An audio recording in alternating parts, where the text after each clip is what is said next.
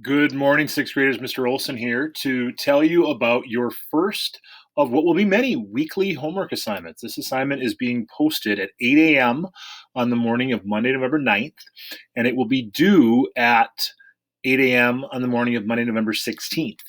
Now, as I said in class, this is something that I have had be a part of my regular classes when we were still in person for many, many years. And now it is kind of taking the place of what you'll need to do for Wednesday. And so it's intended for Wednesday, but can be done really at any point during the course of the week. For this first assignment, we're going to spend some time this week talking about the Dakota and then the Ojibwe. We're going to do a little work in our regular class about the Dakota, and this is an opportunity to go a little bit deeper into the Dakota and look at a very important aspect of their life, the fact that they were on the move. The Dakota were a group who did what was called seasonal migration. They didn't live in the same place year-round like you and I do. They would move from spot to spot depending on whether it was spring, summer, fall, or winter. And you're going to be utilizing portions of the Northern Lights Chapter 3 investigation, 3 pages from that only for this activity. So what you're going to do is when you get this, the first thing you'll do, of course, put your first and last name on it. You can see the due dates and different things are up there. The login information for Northern Lights is right there, 612 and Loon. So you'll be using only pages 318 to 320. Now let me show you the fastest way to get there. So once you go to mnhs.org/NL, get yourself logged in, which I already am. You're going to click on Chapter 3, which says Early Dakota. Once you have clicked on that, you'll click on Read. And then if you go up here to the left, you can skip ahead to the investigation, which starts on page 316. And the page numbers can always be seen down here in the bottom right. And from there, you're going to skip ahead even more because you're not going to look at the whole investigation. The whole investigation is several pages. You're just focusing on 3. So you're going to go ahead to page 318, starting where it says Moving Camp. Okay. Now, if we go back to here, so you'll keep these 2 tabs open. For part 1, you're going to look at 2 different events that describe how the Dakota were often on the move. First, you will read the textbook description about the event, and then read the first-hand account from people describing the event. Then you will answer 2 questions about both events. So there's 2 events, Moving Camp and After the Hunt. So Moving Camp is on page 318. So you'll read that description, and again, you've got audio there. Moving Camp. In order to live close. So you can use the audio. Definitely, if you want to use the audio, feel free. So you'll read that. You'll read the description there, look at the pictures. And then you're going to use that information to answer the 2 questions.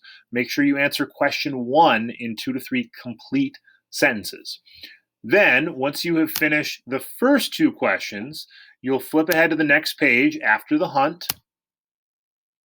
And you'll basically do the same thing.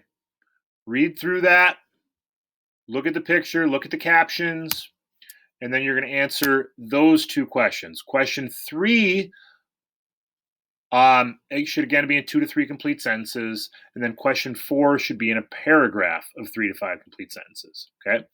Once you've done that, you're going to go on to part 2. Part 2 should be relatively quick. Part 2 is going to ask you to look both at the pages we've already looked at and also go ahead to page 320. But you're going to look at the specific items. So the first item you're going to look at is the travois. Then you will look at the Dakota Quiver, which is on page 319. Then you will look at the wooden cradle board, which is on page 320. And then you will look at the container, also on page 320. And based off of the reading and the descriptions, your job for part 2 is very simply, and there's no length requirements, bullet points are fine. Just tell me why those 4 items are important.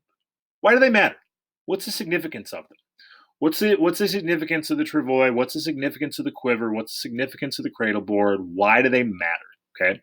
So part 2 should theoretically go a little bit faster than part 1 because you just can be kind of real brief with it. Again, the hope is for most of you that this assignment will take half an hour, maybe 45 minutes at max.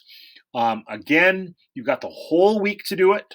So Wednesday would be a great time to do it since you won't have any of your regular classes on Wednesdays. But if you want to get a jump start on it, or maybe do part 1 on Monday, come back and do the other part on Wednesday, whatever works, just make sure you get it done by Monday, November 16th at 9. Now, this is a unique situation compared to what we've had because there isn't designated time for me to help you with this assignment. That doesn't mean you're on your own, though. We have office hour time on Tuesday afternoon and Friday afternoon from 3:05 to 4 o'clock. You can pop in if you've got questions about this. We've got morning office hour time on Wednesdays. You can pop in if you've got questions about this. You can email me if you've got questions about this. You can ask a quick question before or after a regular class meeting if you've got questions about this. So again, hopefully these directions were enough to give you what you need to do to be able to do this. If not, don't be afraid to reach out. I am still here to help. Mr. Davis Temple is still here to help as well. All right, that is the first of what as I said, will be several of these assignments coming up in the coming weeks. Good luck. Have a great week. We'll see you all in class.